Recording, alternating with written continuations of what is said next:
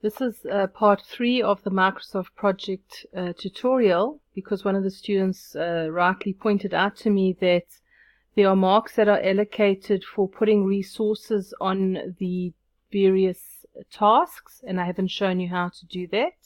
So this is what your project looked like when we left off. We had created this lovely project. We need to add resources to our project. So we need to take the central line, your split line, I'm going to move it over to the right hand side, and you'll see that it reveals this resources name column.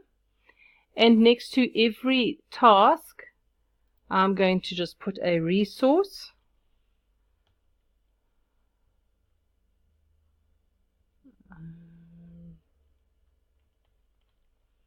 Just go down the line. You'll note that I'm not putting any resources next to booking completed or type completed. These have 0 duration, and hence they are milestones and not tasks. Therefore, I don't need a resource name for them.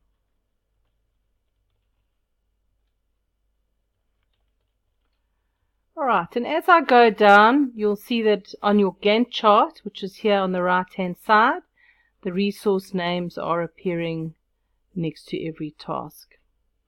Alright, now to make sure you're still good for printing, move your split line anywhere in the middle of this column, which is next to resource name, just so that resource name is the last full column, and that will ensure it will be included in your printing.